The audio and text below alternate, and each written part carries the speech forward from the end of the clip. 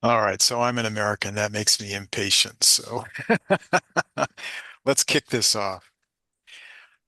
Hello, everybody. My name is David Edick. I'm president of the San Diego World Affairs Council. I welcome you to today's program titled Lebanon at a Crossroads, U.S. Leadership at a Time of Crisis. Looking ahead, our next scheduled program is an in-person event on Saturday, May 9th with Ben Moore, Chief Global Affairs Officer for the City of San Diego. Ben will explore how cities are increasingly shaping global outcomes through subnational diplomacy. He will highlight San Diego's international engagement strategy and the mayor's global priorities. And further looking ahead and on that theme, the speaker for our annual meeting luncheon on June 27th will be Eduardo Schulte, Chief Commercial Officer for Cross Border Express. I think most of you will be familiar with that operation. The meeting will be hosted by KPBS journalist Gustavo Solis on the timely theme, Reimagining Border Infrastructure Lessons from CBX. For more information on the San Diego World Affairs Council, please visit sdwac.org. Now about today's program. Today we're joined by Philippe Nassif, Chief Operating Officer of the American Task Force on Lebanon. Philippe will unpack the rapidly evolving crisis in Lebanon and what it means for U.S. policy and regional stability. Drawing on his extensive experience at the intersection of foreign policy, advocacy, and U.S. Middle East relations, Philippe will provide an inside perspective on the political, economic, and security challenges facing Lebanon today. He will also outline a practical and constructive role the United States can play in supporting stability, reform, and sovereignty. His discussion will include the key drivers of Lebanon's current instability, the broader regional and international implications, and obviously a, a wide-ranging conflict underway in the Middle East now as we speak, but he'll also explore opportunities for effective U.S. engagement and leadership. Philippe Nassif serves as the Chief Operating Officer of the American Task Force on Lebanon. With nearly 2 decades of experience in Washington, D.C. advocacy, U.S. foreign policy, and nonprofit leadership, Philippe has dedicated his career to advancing global human rights, democracy, and conflict resolution, particularly in the Middle East and North Africa. He's got quite a resume, and he's previously been involved. He was vice president at the Cohen Group, the international strategic advisory firm based in DC. He was advocacy director for the Middle East and North Africa at Amnesty International USA. He's got a lot of experience working with U.S. government representatives in Congress and the executive branch on a bipartisan basis to protect human rights and civil society across the region. And if you really want to dig into his CV, please visit our website for further details. He's of Lebanese and Mexican heritage. Grew up in New Orleans, Louisiana, and Houston, Texas, in a trilingual household where Arabic, Spanish, and English were spoken. Philippe holds a BA in International Studies at the University of St. Thomas and an MA in International Law and Conflict Resolution from St. Mary's University in Texas. Following Philippe's presentation, we'll open the floor to your questions. Please write your questions in the Q&A box. Ladies and gentlemen, please welcome Philippe Nassif. Philippe, the floor is yours. Thank you so much. Thank you for having me here today. I was worried you were going to go through the whole resume, so thank you for stopping. But a real pleasure to be here with all of you. I got to visit San Diego. It was actually my first time there. A month and a half ago, maybe 2 months ago now. Which is a great time to go to not be in DC in February, into late February and be in San Diego and met some of the members at an event I was doing at UCSD, and it was on Lebanon. It was actually right before this latest iteration of the conflict broke out. I mean, I think maybe a week before, if not days before. So anyway, it's just very timely to be here with all of you today to go over a little bit about what's been happening in Lebanon, what the United States is doing currently in terms of a role it's playing as mediator in the conflict, maybe even a convener now. And things have been changing by the day. So I'm hoping that you all leave here with some helpful information as to what exactly has transpired and continues to transpire in Lebanon and even the wider Middle East. So thank you again for having me.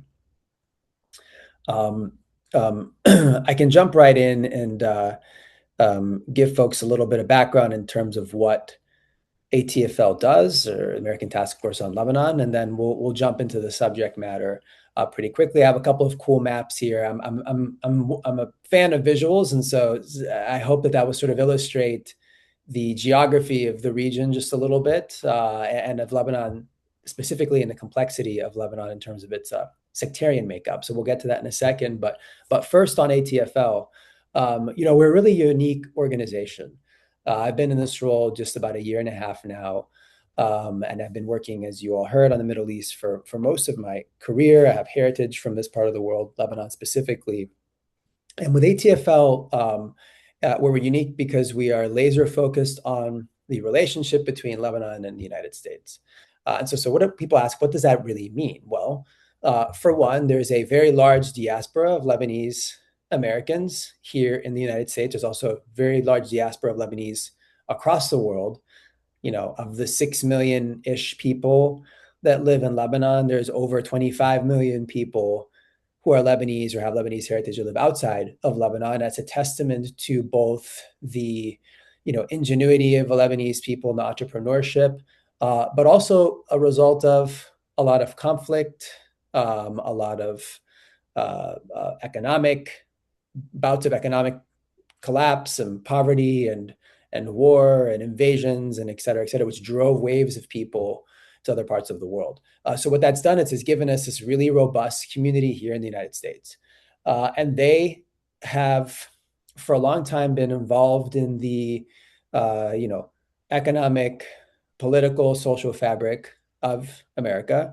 And an organization was needed to help represent a lot of their interests and their concerns and maybe even their passions for their homeland. And so that's where ATFL comes in. And I'd say we've been around 40 years. Actually, we're celebrating our 40th year this year. And what a 40th year it has been in terms of what has transpired in the region, which we'll definitely get into in just a little bit.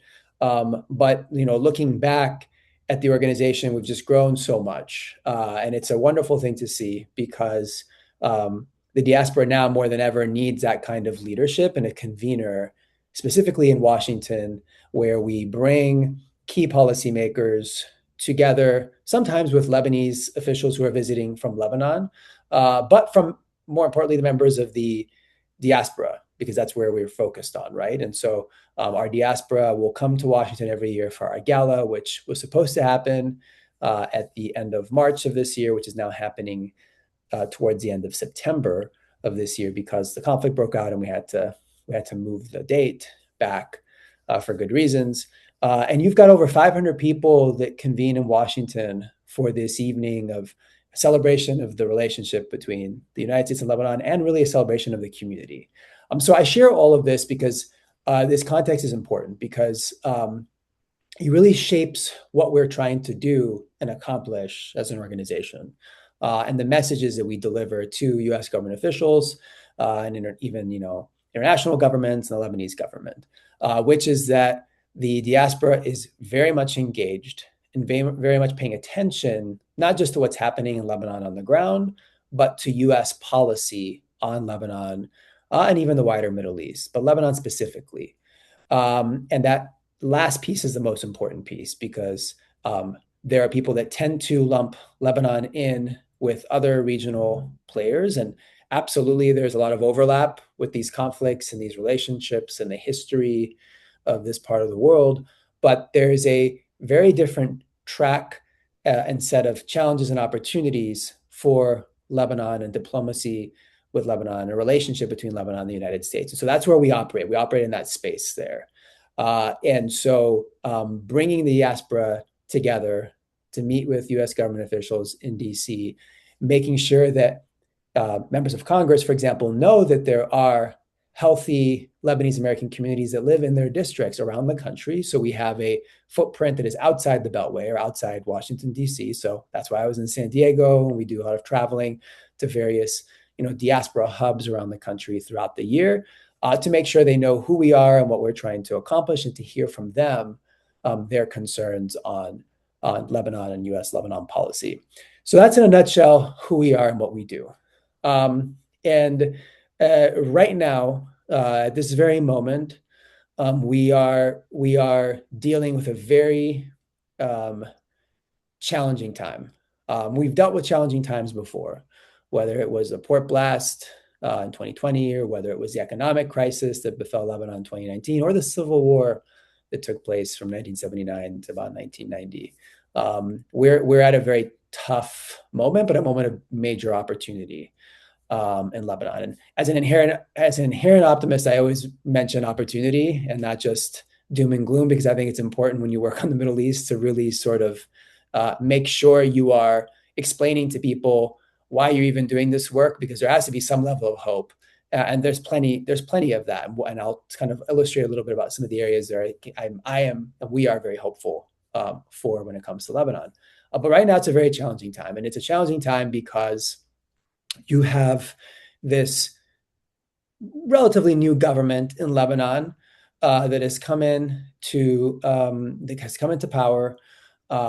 It's about a year and a half in, and they have been dealing with the economic collapse that started in 2019, which, for those of you who don't know, is widely recognized as one of the worst economic crises in human history of an economy that just went completely belly up overnight, and plunged a lot of the country into poverty, and essentially sparked a huge protest movement which toppled multiple governments, right, in Lebanon in a very short amount of time. And then they were left without a president for a while, and then a president was chosen via the process that takes place in Lebanon. And so we have President Aoun. Not to be confused with the previous president, Michel Aoun. Both have the same name, not related, but it can get confusing if you're a sort of a newbie to Lebanon politics.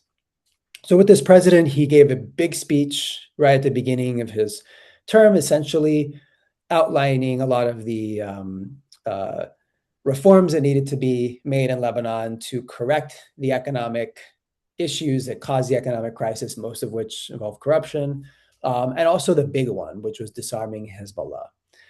This has been something that has been asked of by the United States, diaspora community, the international community for quite some time, is that Lebanon has this problem where there's a heavily armed militia that essentially operates as a state within a state, or has been doing so for quite some time.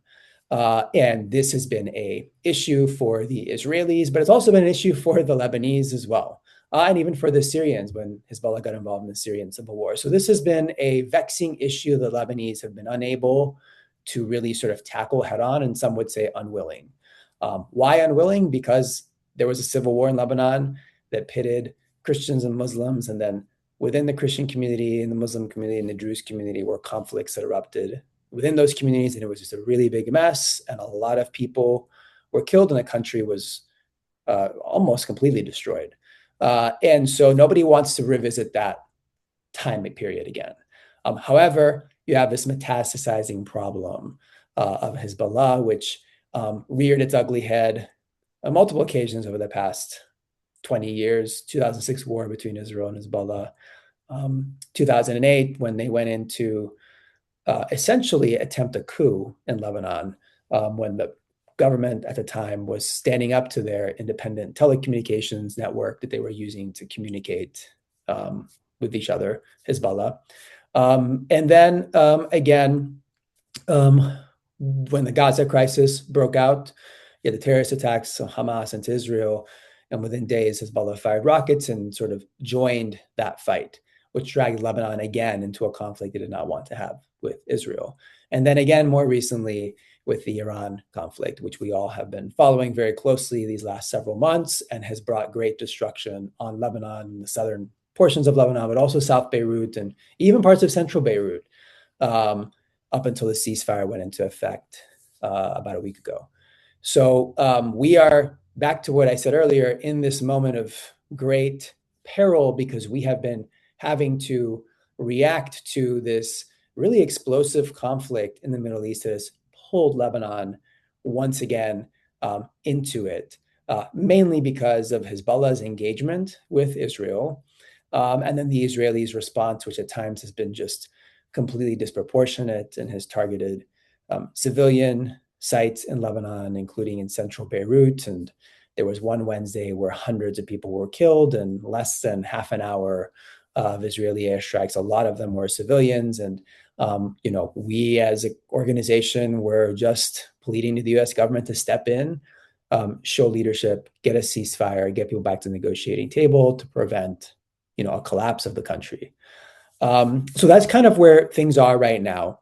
I want to stop there and I'm going to share my screen to show you all just I have a couple of different maps just to kind of like back up some of my points, and then I'll dive a little deeper into the issues, and then I'm eager to get to Q&A because I think that's always the best way to do these types of presentations. So the first map I will show is a very simple one, but it's an important one, which is a map of the Middle East. You can see Lebanon here as sort of a dark blue right on the shores of the Mediterranean, just north of Israel. You can see that Syria sort of looms to the immediate east. You have the Mediterranean Sea to the west, and you have Israel to the south. And just basic geography will indicate how important this part of the world is, and specifically where Lebanon sits at sort of a merging point of three continents of sort of like Europe, Turkey, and you've got Asia to the Middle East, and then Africa. And this has allowed for Lebanon to be both a area of great opportunity and great commerce throughout history, and also a battleground between a variety of empires and great powers, and go down the list of big countries and empires that have been in some way, shape, or form involved in the Middle East. And so Lebanon is not an alien concept to the Lebanese to have conflict or some sort of squabble over this part of the world and who controls the seas or the commerce, et cetera, the land. And so I like to show this picture because it kind of gives people a sense of just how close everything is to the other, both, and also the proximity of Lebanon to Turkey and to Europe. It's not far. You can see Bulgaria and Greece are just at the top left of the screen here. So I like to show this map for that very simple reason. The next map is actually the breakdown of the sectarian breakdown or ethno-religious breakdown of Lebanon specifically. And this is my favorite map to show people. Look at this. This is a country the size of Connecticut. Lebanon is the size of Connecticut. Beirut is roughly the size of Washington, D.C. in terms of square miles. I mean, Washington, D.C. at its widest point is like, 7 or 8 miles wide. And, Beirut roughly has very different topography and geography, but in terms of size, similar. And so I like to show this map because you can see why this country can be so complicated and so vexing to so many people. Sometimes it takes months to years for a government to form after an election because you have to have a Christian, specifically Maronite president, a Sunni prime minister, and a Shia speaker of the parliament. And then from there, all of the other positions in government are sectarian oriented. They have to have, you have to have the Orthodox Christian and the Druze and et cetera, et cetera. So when you look at this map, you can see it's a kaleidoscope of all of the different religious and ethnic groups that need to be represented in government. And that requires consensus. And consensus is often hard to come by in this part of the world, let alone in this country. So you can see it's very messy when people try to um, oversimplify Lebanon and try to figure out why it's so difficult to get these groups to talk to each other and to come to agreement on anything from fighting corruption to their position on, the Syrian conflict and Syrian refugees in Lebanon, to telecom reform, to relationships with Israel, to disarming Hezbollah, et cetera, et cetera. All of these groups have to have somewhat of a say in how that actually transpires. Um, so that's just the internal dynamic of Lebanon, let alone, as you saw on the previous map, the external dynamic that you have of regional powers that are sort of jockeying for some sort of control over some of those groups. You had the Syrian government for a long time under Assad, really arm Hezbollah and allow Hezbollah to be armed to the teeth and trained by the Iranians. And then the Iranians sort of took over that relationship and supercharged it, as they did with Hamas, which is why Hezbollah and Iran are so closely intertwined, in part because they share the Shia Muslim religion, but also there's a political dynamic there as well that exists. And so you get Lebanon pulled into things when the Iranian conflict gets bad, or the Iraqi conflict, the Iraqi civil war got bad, and you had a Sunni Shia dynamic there. The Syrian civil war was a big one, where Hezbollah was heavily involved in defending the Assad government, who had been bankrolling and allowing Hezbollah to grow powerful in Lebanon, to use it as a tool against Israel. You can kind of go on and have like a relationship web of how this stuff shakes out in the Middle East, and we don't have enough time to go over all of it. But I just want people to kind of get a sense um, of how things function or don't function in Lebanon. Um, so that kind of brings us to the current conflict right now. We have a ceasefire. From before we decided to have this event, we were still in a period of open conflict in Lebanon. Now we have a ceasefire agreement that sort of transpired related to the Iran ceasefire, but also on a separate sort of track. And today, as we speak, here in Washington, the Lebanese are sitting down for their second meeting with the Israelis, brokered by the United States. And I heard that even President Trump had attended or had phoned in for these conversations. This is historic. Lebanon and Israel have not sat in a room and had conversations, I think, for 35, 40 years. So this is pretty significant to have these levels of conversations between these two countries, brokered by the United States. And so we want to see that. We want to see the U.S. brokering these conversations and convening these conversations, not just between Lebanon and Israel, but between Lebanon and any of its neighbors, because ultimately there needs to be peace in the region. There needs to be Hezbollah disarmament, and a lot of that requires work and leadership. It's not necessarily going to come from the Lebanese, but it will come from sort of an honest broker. And we've always hoped that the United States would serve as that broker, whether it's a Republican administration or Democratic administration. We're bipartisan. We work with anyone who wants to help Lebanon, right? So today, it's a big day, here in DC and for Lebanon work, because those conversations are happening. Where they go, we don't know, but we do know there's a ceasefire, and we hope it holds and keeps things certainly much more peaceful than they have been over the past, few years. So I will pause there because it's a lot of talking, and give maybe folks opportunity, or maybe Dave, you had some other questions to kick things off, and then we can dive a little deeper into some of these issues if it's helpful. Thank you, Philippe. Very articulate presentation on a complicated scene. So let's kick off some questions, and I've got a bunch. Uh, but I'm very interested in our audience having questions. Ladies and gentlemen, if you do have a question, please write it in the Q&A box or in the chat box, whichever you're most comfortable with, and we'll attempt to get to all the questions. First, I want to lead off with why should the U.S. care about Lebanon right now? What are the core interests, U.S. interests at stake in the region, in Lebanon? Yeah, that's a great question. Well, I think, first and foremost, the United States wants to see um, um, the end to this sort of endless cycle of violence in the Middle East. And so, what that looks like, and a big part of that puzzle is Lebanon.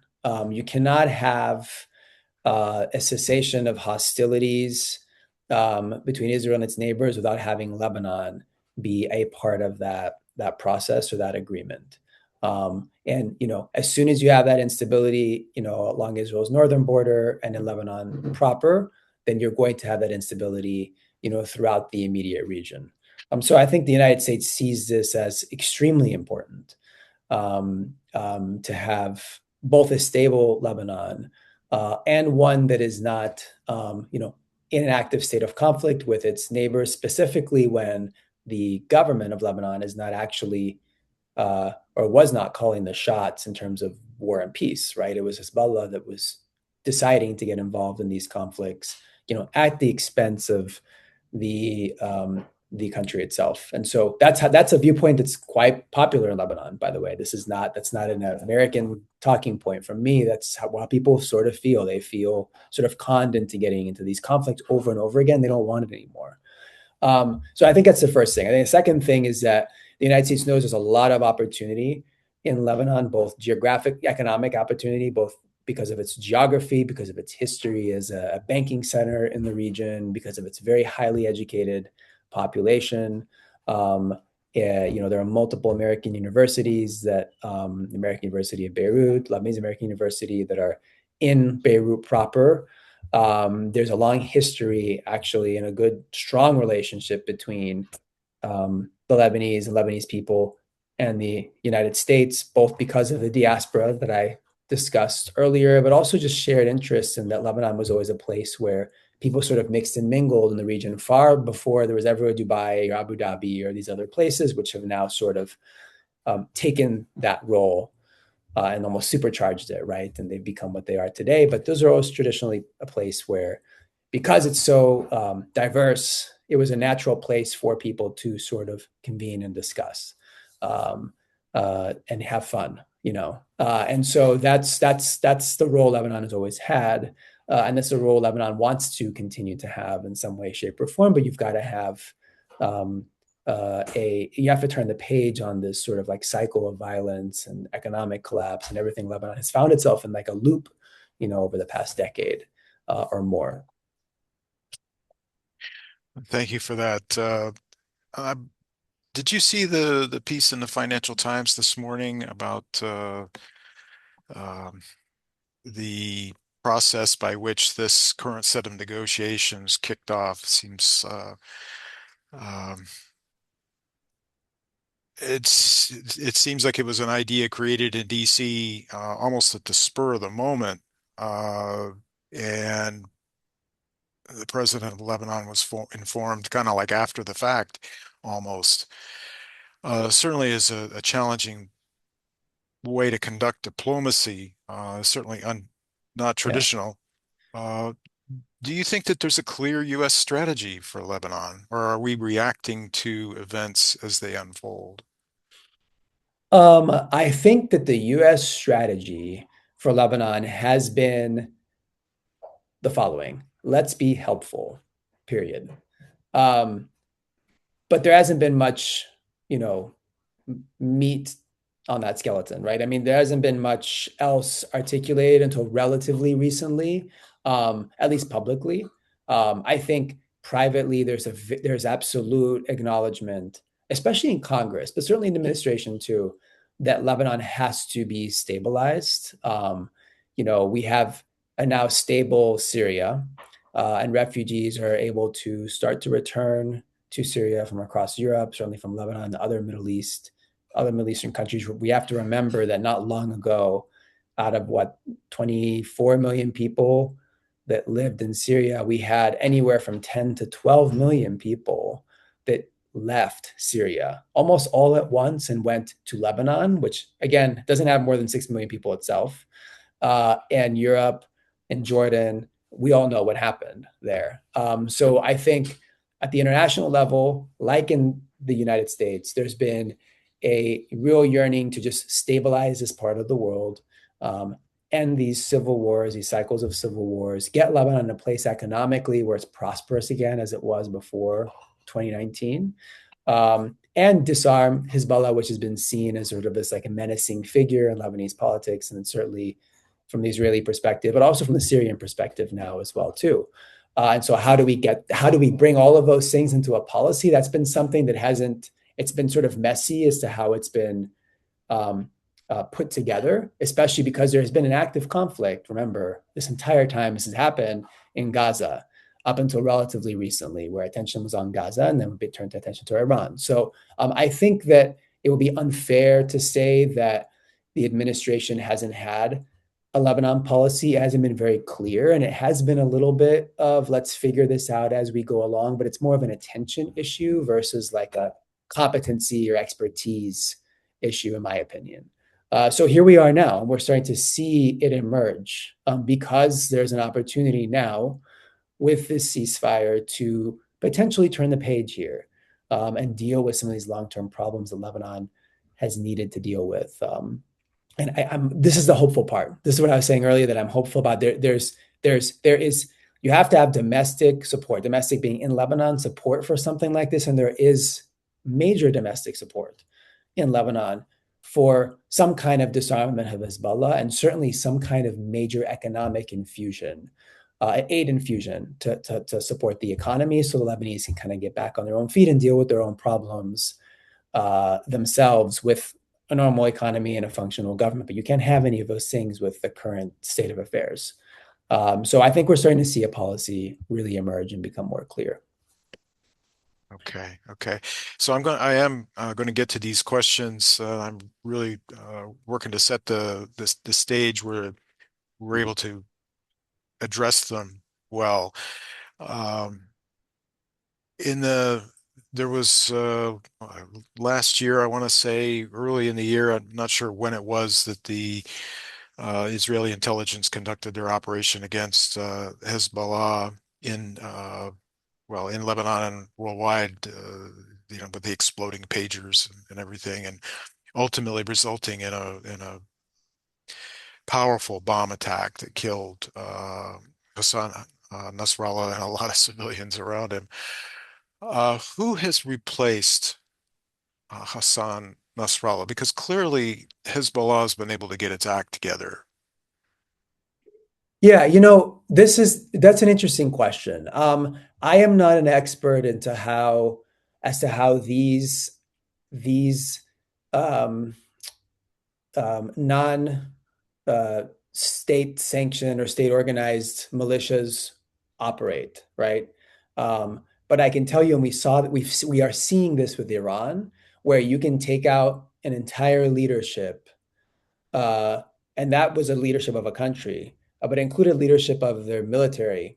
I'm referring to Iran, leadership of their military, apparatus, and it could still function actually quite well in warfare, right? And so um, uh, you leadership matters, and eliminating leadership absolutely, and especially someone as charismatic and loved as by Hezbollah's community, Hassan Nasrallah, certainly impacted them in a negative way. In addition to all of the fighting that happened before this round of fighting between Israel and Hezbollah, because there was one that, remember, we had one a year ago that went on for almost a year that started with the Gaza crisis. And that heavily damaged southern Lebanon, by the way. I mean, the world was focused on Gaza, but there was horrendous bombing of southern Lebanon and mass displacement of areas because of Israeli airstrikes and incursions. It was already happening before what transpired the last several months.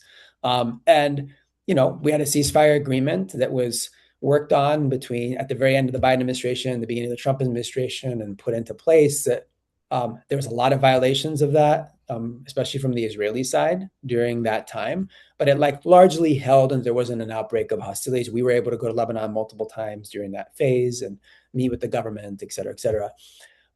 U.S.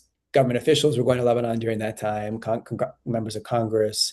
It was kind of back to business as usual. But people were afraid of a new round of hostilities because the issues were unresolved. And sure enough, we ended up with a new round of hostilities. But during that time, Hezbollah was able to, despite its leadership elimination for the most part, was able to reconstitute itself to a certain degree and rearm again to a certain degree, and reestablish itself in certain areas and change its tactics. And like how they go about doing that, we now found out that they've been smuggling a lot of these weapons through Syria. Despite the change in government there, they're still able to operate through that porous border in Syria. So that just means that a part of this big agreement that's being worked out between Lebanon and Israel, and negotiations are taking place, is that what does Lebanon need to secure that very porous border between Lebanon and Syria, because that's where a lot of the smuggling takes place. So these are kinds of things that start to come up, after the fact that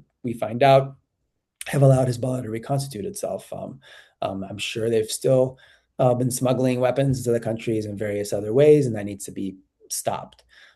So my point is that like the leadership elimination impacted their capabilities, but it didn't certainly collapse them by any means, which is how we ended up with a renewed round of rockets fired by Hezbollah first once the Iran conflict broke out, which then caused this massive Israeli retaliation and incursion into the south, and here we are now, months later, where thousands of Lebanese have been killed and whole villages have been razed in the south, and we have this ceasefire that we're hoping remains in place. So I don't know if that answers your question, and I can only answer it so much, but that's essentially my read here. Fair enough. Fair enough. Yeah, this I've been at this foreign affairs thing since I was a teenager, back in the Cold War, and I've never seen a level of propaganda that I'm seeing now. It's really extraordinary, and it's very difficult to get any visibility, get some accurate visibility. Uh, Israeli incursions into Lebanon certainly date as far back as 1982, uh, and Yes. they have always been. Well, Israeli air power is certainly unrivaled in the region. However, the ground incursions have been far more complicated. And in this current instance, the cost to Israeli ground forces has been considerable, though not widely discussed in the Western press. Uh, why, what is, Israel's reason for this? I mean, this is kind of a tr been there, done that, and here we are again. What do they expect to be different this time? What are they going to get from Beirut and from Lebanon that'll be different this time? Yeah. Yeah, that's a great question. I have a map here to sort of illustrate some of what you're talking about. Can you see this okay? Can folks see this? So yes, this there's a little bit of a Groundhog Day element here. The Israelis infamously invaded Lebanon in the mid '80s, and it led to a long-term occupation in parts of the south before they ended up retreating. And Hezbollah was not only still there, but much more powerful and popular, and led to the Hezbollah that we have today. Um, so this map shows where a lot of the airstrikes, drone strikes, airstrikes, some naval strikes have been conducted since this latest round of conflict. So over the last just few months, you can see a lot of the strikes are in the south of the country, so south of Saida or Sidon, specifically close to the Israeli border, which is that red line right there that you see. And then there's this sort of like light blue line that kind of cuts across the south, which is the Litani River. And you hear a lot about north of the Litani and south of the Litani. And the Litani is sort of like this geographic dividing point where the Israelis see everything south of that as being an immediate threat to communities in northern Israel, both in terms of rocket fire, but also in terms of ground incursion. You know, the Israelis are very much traumatized by what transpired from the attack from Gaza by Hamas into Israeli communities, relatively deep into Israeli territory.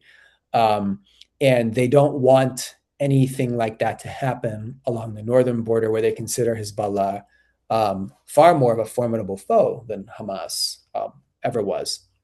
So they are fixated on making sure there is no like Hezbollah military infrastructure south of the Litani.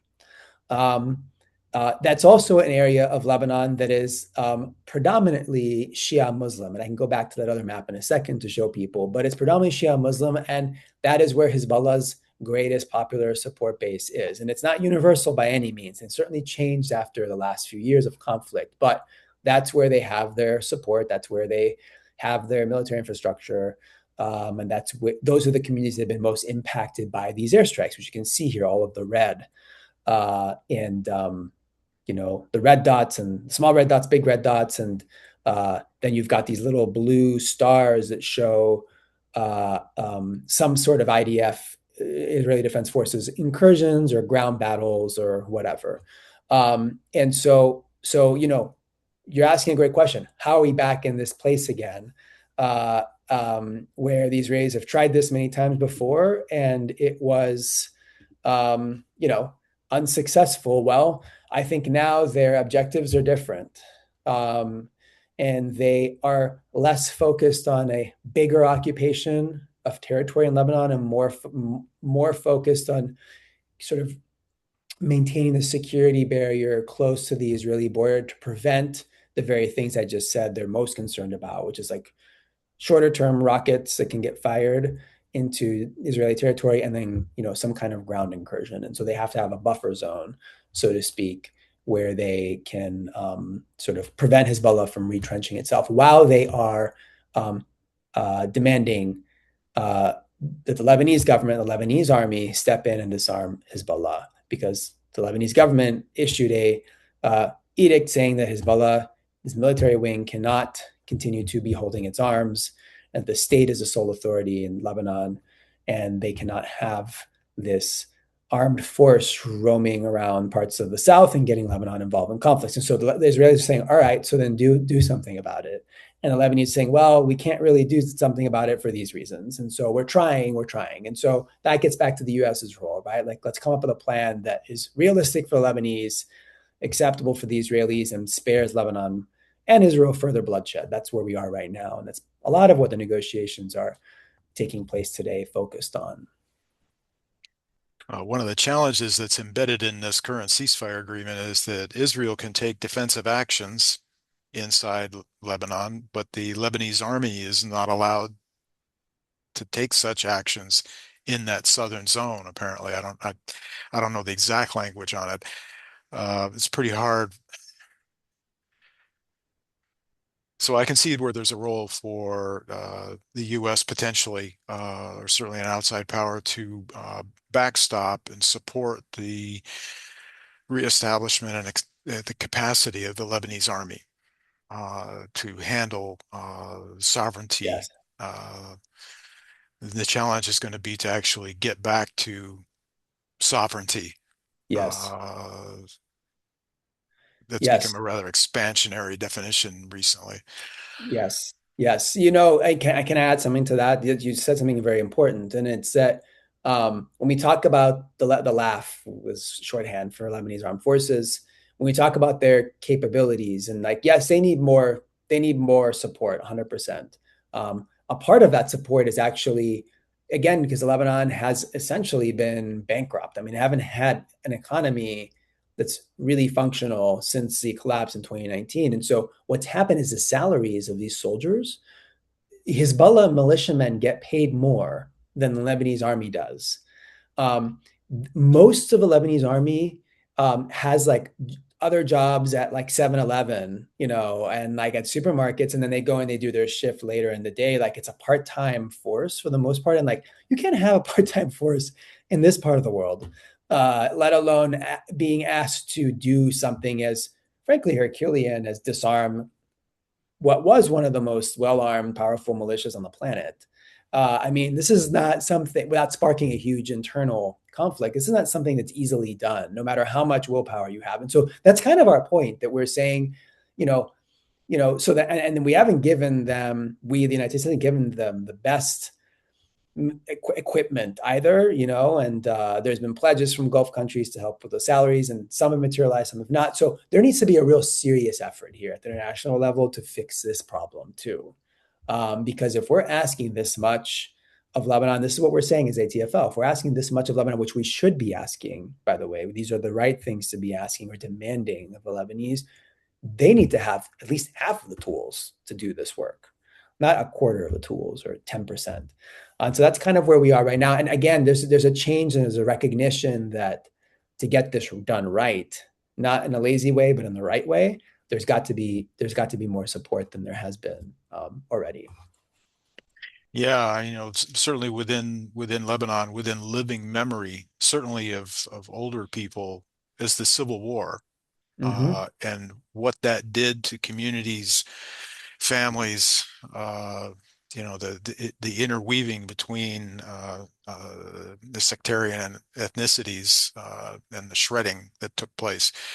Um, so that's something that outside powers or contributors, if you will, need to take into account. But that's just me talking here. One of the questions that's in the box here, Patricia Ahmad touches on. So the Israeli political scene is has its own complexities, and I think it's can be reasonably argued the rather rightist, expansionist minded group are ascendant right now. Uh, Mm-hmm. Israel has taken the buffer zone, militarily taken the buffer zone with between Israel and Syria. Is it is there a thought within Lebanon that perhaps Israel is pursuing a similar seizure of a buffer zone inside Lebanon? Yeah, yeah, that is a very charged phrase, buffer zone. Obviously, we don't want to see anything like this set up in Lebanon.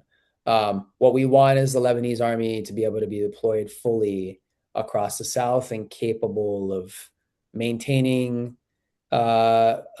calm and peace and a return for all of the displaced back into their homes and to rebuild the south of Lebanon. I mean, this is what we want. This is in a nutshell what we would like to see happen, and what the Lebanese would like to see happen. Nobody wants a land grab. Nobody wants a buffer zone. Nobody thinks that's appropriate. And there's, to answer your question, a lot of fear that this could be, attempt to annex territory or to settle territory or whatever. The Israelis have had to come out and say that's not what this is, both publicly and in private, from what we've heard. And they've kind of continued to reiterate that. So I think at this very moment, what we need to be focused on is, okay, if that's the case, great. Let's give the Lebanese everything they need to make sure that the army, which has been US trained and supported for quite some time, by the way, the Lebanese army, it's a trusted force. I mean, it's widely regarded as actually, despite its financial shortcomings, like a pretty like professional and trained force. Give them the tools to actually be in these areas and do what a normal country does, which is like patrol its borders and control things, and let them do that if that's what's wanted. And there's not any political appetite in Israel for a prolonged occupation of Lebanon, which they've done before, and which there is not, despite how things have shifted domestically in Israel.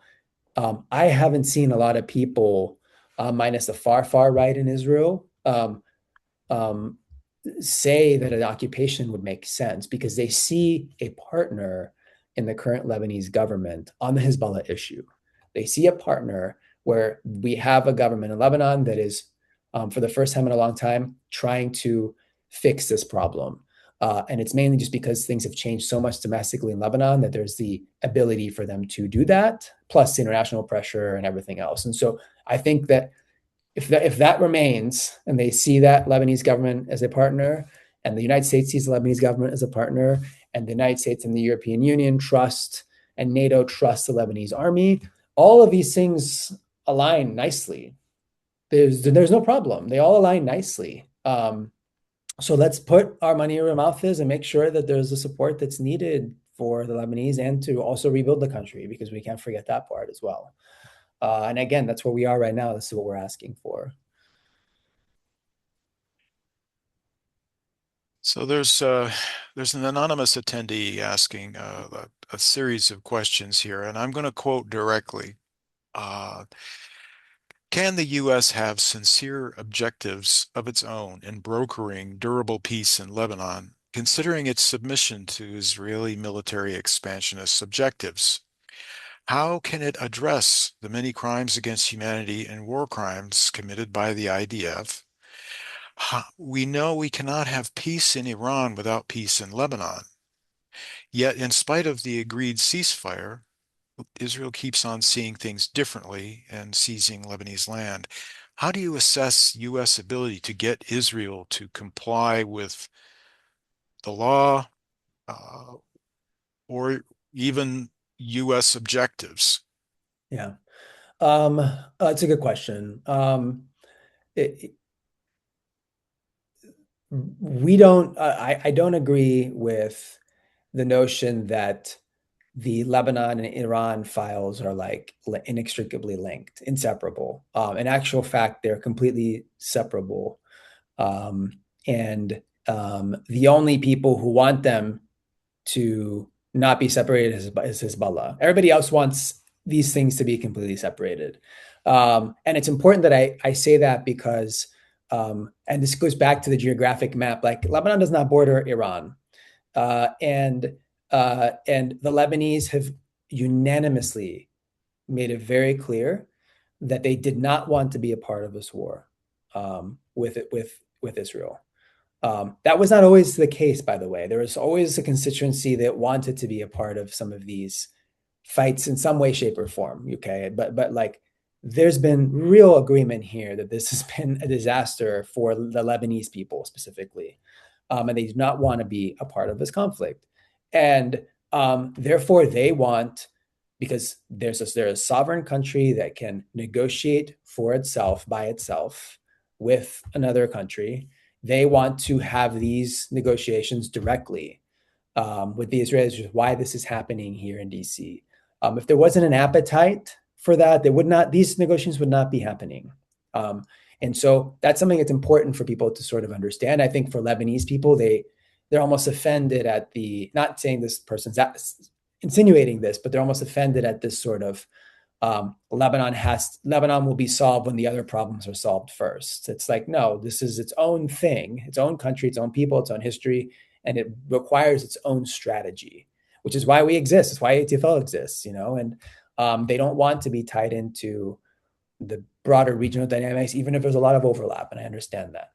So that's like one thing that I'll address. The second thing is hard. Can the United States, fully control what the Israelis do? Well, we have a ceasefire right now between Israel and Hezbollah, and there's been several violations. We had a journalist that was killed, I believe, yesterday. People have died in Lebanon since the ceasefire went into effect.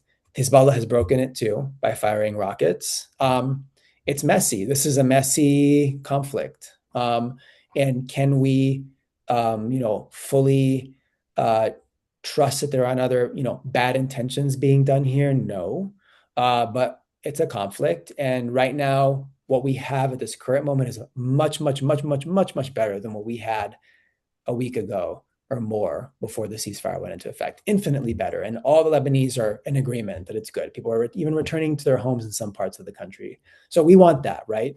And all we can hope now is that given how high level the negotiations are happening between the Lebanese and the Israelis and the US as being a broker here. And given the public positions that the Lebanese government has said, the Israeli government has said, and the American government has said, in addition to some other European partners and Gulf partners, everybody wants some kind of a deal here that brings peace to the immediate region in the Levant. And it fits into the broader goals of a lot of these countries that I just mentioned in stabilizing this part of the world. It's been just unstable for a long time, especially since the Arab Spring and with the Syrian civil war. So they've gotten a lot of these other pieces in place, and they want Lebanon to be a part of this too. And they recognize the separate track. And so that's what we're seeing transpire right now. And we can just only hope that with the appropriate pressure we put and the the clear objectives that need to be met and the needs of the Lebanese people, because that has to be a part of this. What are we going to do to help rebuild this country and parts of the country that have been devastated? All of those need to be a part of these discussions, and our understanding is that they are. And we certainly will make sure that we're loud about some of these other issues, at a human level, that don't get forgotten in these negotiations. And so far, we're seeing indications that the right indications so far. Oh, very good. We're really not going to get into Israeli politics here, but with all the questions that have been asked, there's the open media discussion, and then there's the background. And there's so much propaganda and so much controlled media, and maybe that's part of why it's so hard to be a living journalist in the region. The life expectancy is pretty low. I'm not sure these people can get insurance. As an effort to control the messaging. But certainly within security circles within Israel, the history of ground war, of incursions and buffer zones, it's a very expensive process in terms of blood and treasure. There's a lot of experience there, and ideology seems to have gotten in the way of some of that. I think we'll see some of that play out in the years to come. I want to turn the questions to, let's go back to the turn of the year before the latest war with Iran and the explosion between Israel's and Hezbollah.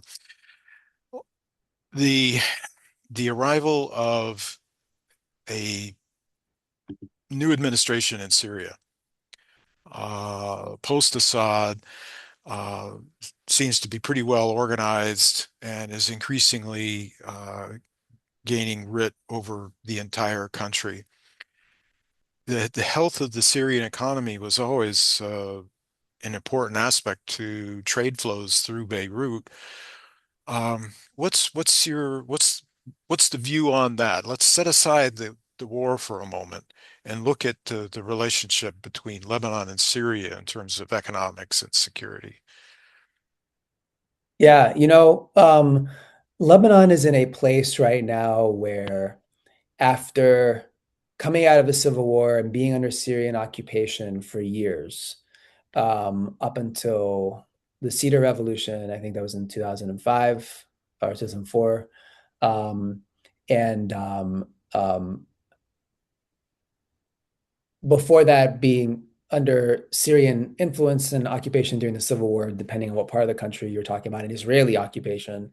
The Lebanese are just really at this moment where they are fully on board the sovereignty train, right? And they are fully on board we're going to have relationships, diplomatic relationships, positive economic, political, social, cultural ties with our neighbors.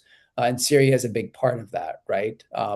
And I think inherently the Lebanese will always have some sort of suspicion of the Syrian government because of the history of Syria mingling in Lebanese affairs, especially the occupation when the Assad regime was in power, which a lot of Lebanese went missing. Lebanese were killed. Syria was militarily involved in the Lebanese civil war in a pretty big way, along with the armed Palestinian groups, obviously the Israelis, and then obviously all the Lebanese militias. So there's a wary eye cast in the direction of Syria, especially with this new government that's come in now. There was sort of a relief that the Assad regime was gone by a lot of Lebanese, not all, but a lot. But then this new government came in, and then they were sort of like, oh, this is different. What is this going to mean for us? But so far, I think with a lot of Arab mediation in the Gulf countries, and the fact that Syria, it was absolutely destroyed by the civil war and has a lot of work to do on its own. There's a lot less maybe fear and more hope for a more normal relationship between these countries that have deep historic ties, by the way, as well. So I think there was some sort of like leaked rumors that the Syrians may get involved in this latest round of fighting and come into the Bekaa, which is that valley in eastern Lebanon, and help fight Hezbollah, because Hezbollah was a big backer of the Assad regime in Syria and committed really terrible atrocities in Syria on behalf of the Assad regime in Iran. And there's a real anger in Syria at the role that Hezbollah played there. But that was quickly sort of ruled out as like mere rumors. But the Lebanese got really upset for a minute at that moment and thought, oh no, are we getting back to what we had before, where these countries, our neighbors, are invading us again, basically? But that didn't materialize, and it's a good thing. So so it's still like I can't fully answer your question because it's still being figured out. This relationship is still being figured out. I mean, I think the Lebanese just know they need to seal the border, or they need to defend, secure the border, have those healthy commercial ties between Lebanon and Syria. It's very important that those exist for both economies, and for future tourism and everything, and have a political relationship with the new government in Syria, and sort of an understanding of the security dynamic of the region. And that's really about all I can say that they're working on right now. There is a demarcation project happening that was, I think, brokered by the Saudis to actually demarcate the border between Lebanon and Syria, because that hasn't been demarcated fully either, which is part of the problem too when it comes to the smuggling. So Wow. yeah, Did not realize that. Well, meanwhile, back at the ranch, Syrian food products are available here in San Diego. So there you it's go. um okay, so that's a very interesting series of points there. We're beginning to come down to the end of our time together, Philippe. I wanted to, this isn't part of any of the Q&A, but I want to get it in there. The Druze population, it is sprawled between this curious and unique sectarian group, an important one in the region, with population in Israel and Syria and Lebanon. Uh, and they've been under a lot of pressure from different angles over the last couple decades, but certainly this last year as well. What's happening in that space? Can you touch on that at all? On the Druze community in Lebanon. Yeah. Um, You know, the Druze community in Lebanon has a really long, rich history. And as it does in Syria, and we've seen what's transpired in Syria with a lot of the problems in the south, in southern Syria, again with some Israeli incursions, and then obviously the central government in Damascus, playing a role in some pretty awful violence that transpired there in those communities, and it's quite complicated, the politics there in southern Syria related to the Druze in Lebanon. The Druze have been quite focused on Lebanese sovereignty. They don't want and a lot of these communities in Lebanon, these are sort of these religious minorities. It's really a country full of minorities. Really, nobody has a clear majority among the sub-religious sects, so like Maronites, Orthodox Druze, Shia Muslims, Sunnis, um, and that everybody has this sort of like existential fear of their community's long-term existence, right? And so, oftentimes, what brings the Lebanese together is is a strong position on an external actor coming in, an external influence, whether that was mass amounts of Syrian refugees, or whether it's a Syrian government incursion or Israeli. Like there's a general understanding they don't want these powers coming in and meddling in their affairs, because it may be at the expense of these communities, in some way, shape, or form. And somebody asked a question on sort of the Christians in Lebanon and what's happening, both with Hezbollah's role in Lebanon and then the current conflict and people leaving the country and the brain drain. I mean, this is something the Lebanese have been dealing with. Again, this gets back to our huge diaspora community, right? That's sort of a vexing issue. I think the Druze are no different. I mean, I think they have strong relationships with the Shia community, in part because that part of Lebanon where the Druze live, which is sort of in the mountains, sort of just east and southeast of Beirut, that sort of abuts a lot of the predominantly Shia areas. And I'm really generalizing because, as you saw on the map earlier, it's still quite mixed even in these areas. But you've got some Christians that live there as well. But they geographically abut each other and sort of have a lot of sort of shared history in terms of the Lebanese experience, and so they are a little closer maybe than you would say the Christians of Mount Lebanon are to the Shia communities. But in any case, they have been very much focused on sovereignty, on Lebanese independence, and on letting this special country, the size of Connecticut, that's so diverse, remain so, and conducting its own affairs. And they really don't want to see any more destruction and economic collapse, just like the rest of the Lebanese, share those views as well. Thank you. Coming back to economics, just briefly, the war in the Gulf region, not just the Iran, but the impact of the oil and gas and commodity producers in the Gulf is really hammering those countries' financial position. In addition to the trade, I mean, there's so many. It's a multi-dimensional thing, and we're not hearing much about it other than the oil. Uh, from Lebanon's perspective, as Lebanon seeks to revive its commercial culture and being a venue for foreign investment, uh, is there a concern that the impact of the war on those Persian Gulf investor is going to impact Lebanon? Yeah. This has not been something I have seen risen to like the highest levels yet in Lebanon. I think in part because there's been an active conflict until just recently, and nobody has really taken in the economic impact of the war in the Gulf right now, and the Iran conflict, and what that's going to do to the economies of these wealthy Gulf nations that have been a big part of getting Lebanon, or at least pledging to get Lebanon back on its feet. So I don't think there's actually a full understanding of what will transpire. I think people are just hoping that the Iran conflict does not erupt again, and then we get the straits opened and these economies heal. And by the time Lebanon is like hashed out some of these other issues, the money will still be able to flow to help support Lebanon.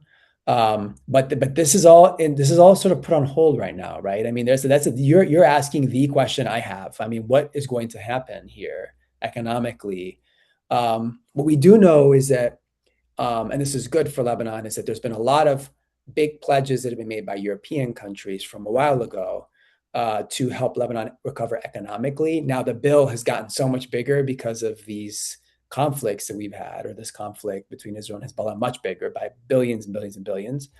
So that's going to be another hole that needs to be filled. But at least we have United States commitments to a certain degree, and then European commitments, and some Gulf commitments, and like how that all transpires, I don't know quite yet. Um, that's a question that I have, and I hope we can get answered sooner than later, because it will impact Lebanon in a very big way.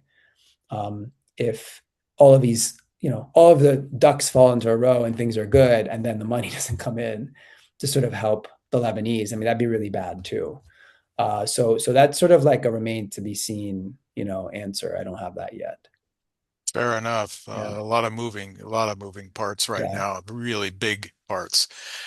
In this, I hear the word sovereignty again and again, and from you, and this is a change.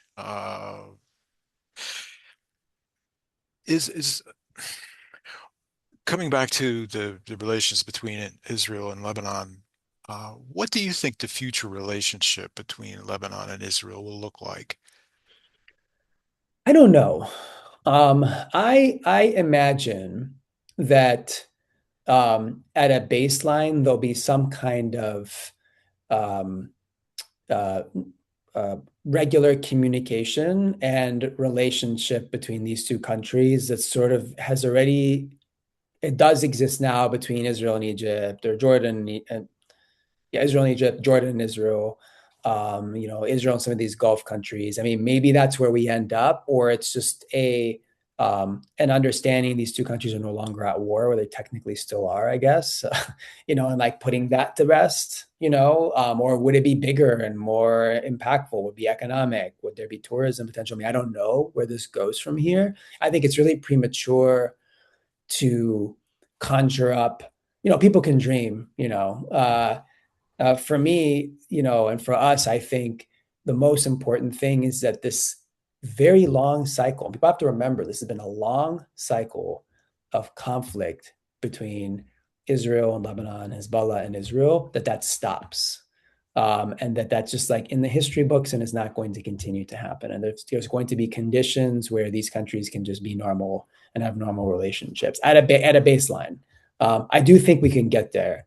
That I do think we can get there. I don't know how much further than that will we get, but that's a good thing. If we get just there and that's it, that's a really good thing for us and for everyone. And so that's the hopeful part, right? I mean, I'm hopeful we can achieve this, but it's going to take a lot of work. It's not going to be easy. It's going to take a lot of work, and that work is happening, but it needs to be supercharged and serious. So Thank you for that. We've kind of run over time in a way.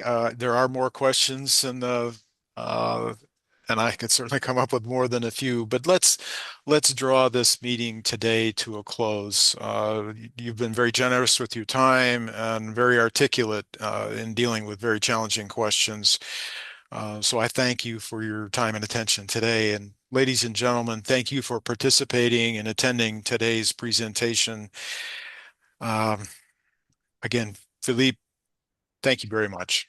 thank you, Thank you. appreciate it. Thank you for having me. Thank you to everybody that tuned in and stuck around. It was a great conversation. Appreciate it. This program was recorded and will be posted on our YouTube page in the days to come. So if you came in late and would like to hear something or would like to review some of the dialogue, some of the questions, please join us on YouTube. But again, Philippe Nassif, thank you very much for an outstanding presentation. Thank Goodbye, you. Take everybody. care, everybody. Be well. Bye bye. Bye bye.